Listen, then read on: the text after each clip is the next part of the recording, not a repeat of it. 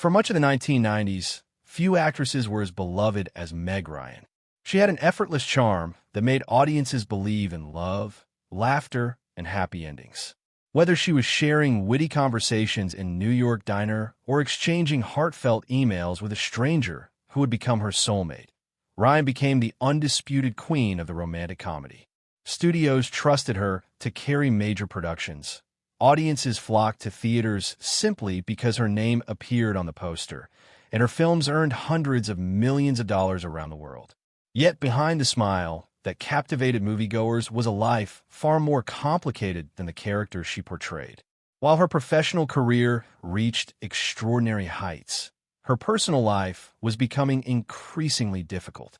A troubled marriage, relentless media attention, and a relationship that would dominate tabloid headlines combined to reshape both her public image and her Hollywood career. To understand how everything changed, it's important to begin long before the scandal that would dominate entertainment news. Meg Ryan was born Margaret Mary Emily Hyra on November 19, 1961, in Fairfield, Connecticut. Her parents both worked as teachers, and although her mother had briefly pursued acting, the family lived a relatively ordinary life.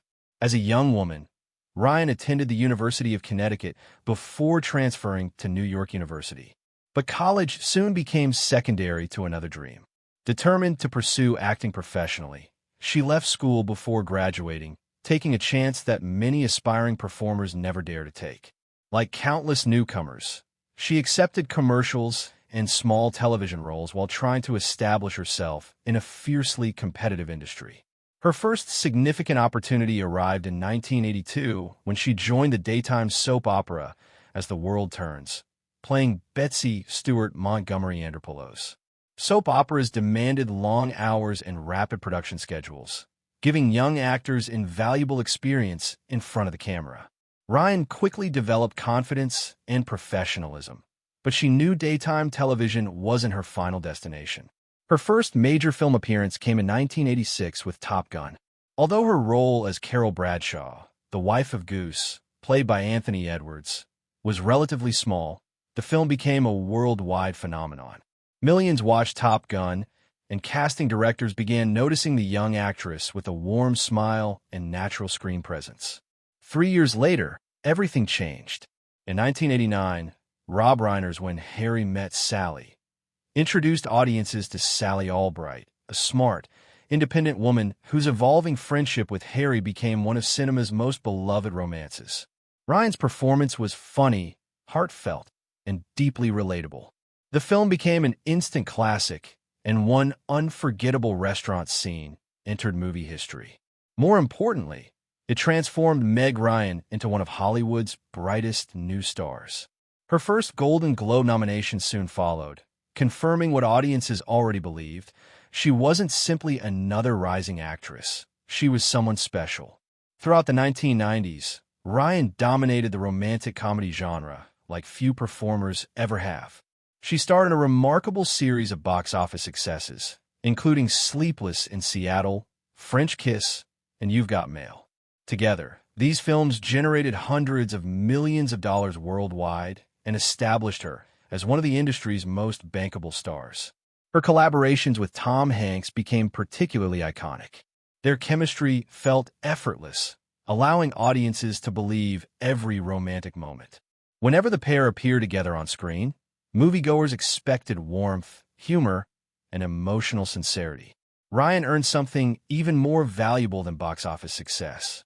She earned trust. Audiences believed her characters because she projected authenticity. She represented optimism during an era when romantic comedies flourished, becoming the face of a genre that defined an entire decade. By the end of the 1990s, she had become one of Hollywood's highest-paid actresses, reportedly earning $15 million for a single film, a remarkable salary at a time when only a handful of performers, particularly men, commanded such paychecks. Despite her enormous success, Ryan wasn't interested in spending her entire career playing lovable romantic leads. She wanted to challenge herself. In 1994, she surprised many critics by starring in When a Man Loves a Woman, portraying a woman struggling with alcoholism. The emotionally demanding role demonstrated that she possessed dramatic abilities beyond romantic comedy. The performance earned widespread praise and a Screen Actors Guild Award nomination. Ryan continued balancing commercial success with more ambitious projects, proving she wasn't afraid to take creative risks. Still, the public largely associated her with hopeful love stories and charming heroines. That image would later make the controversies surrounding her personal life even more shocking. Long before Russell Crowe entered the picture, Meg Ryan's heart belonged to fellow actor Dennis Quaid. The two first crossed paths while working in Hollywood during the late 1980s and eventually reunited while filming DOA. Their relationship quickly grew serious. However, just as they were preparing to marry, Quaid revealed something deeply personal. He confessed that he had been struggling with substance addiction.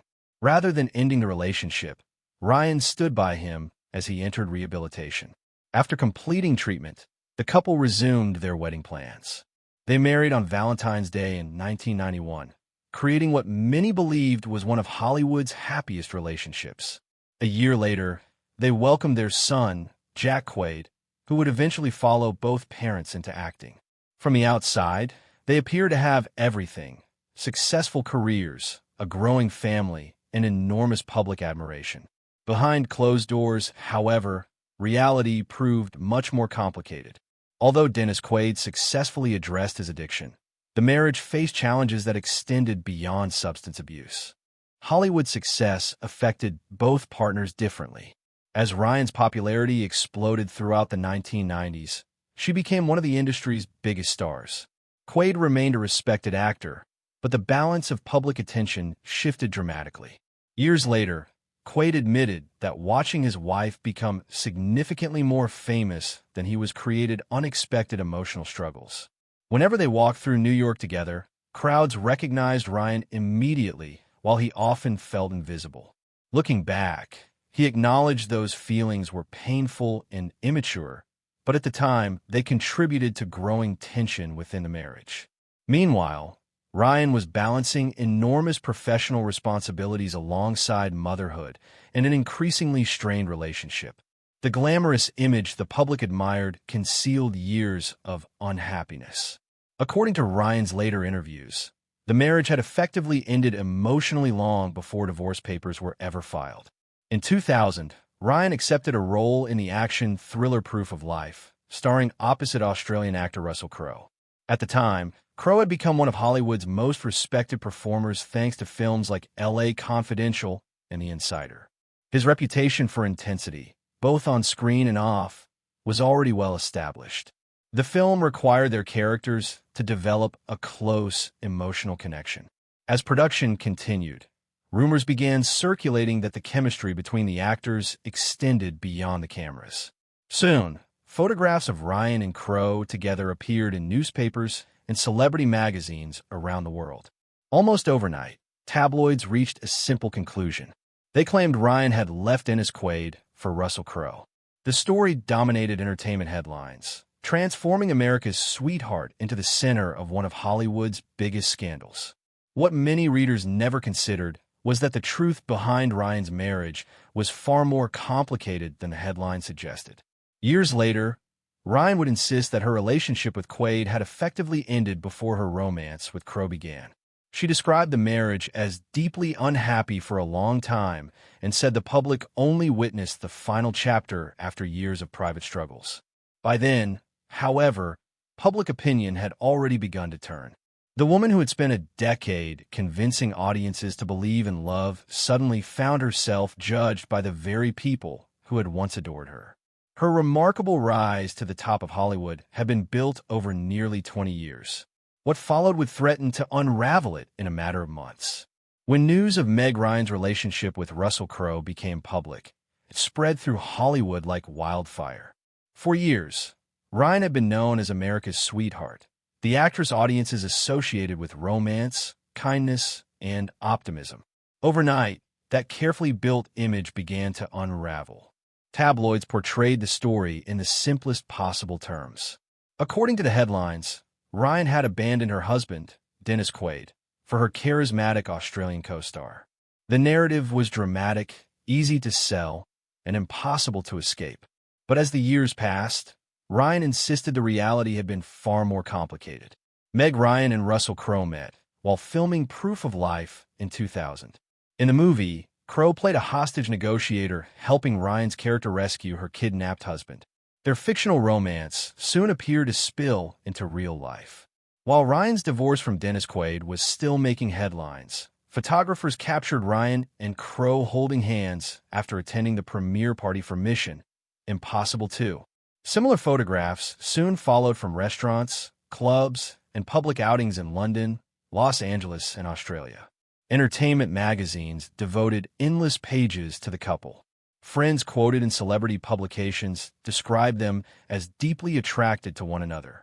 They reportedly spent hours talking, exchanged constant phone calls and emails, and seemed inseparable whenever they were together. Some reports even claimed the pair playfully looked at houses together while Crowe was in Australia, joking about what life might look like if they settled down.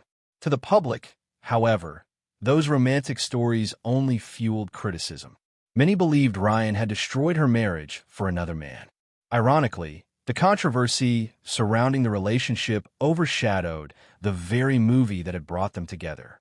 Director Taylor Hackford hoped Proof of Life would become a major hit, but promoting the film proved difficult. Ryan and Crowe largely avoided joint interviews because nearly every journalist wanted to discuss their personal lives rather than the movie itself. Hackford later admitted his disappointment, explaining that the attention surrounding the off-screen romance distracted audiences from the work everyone had invested in making the film.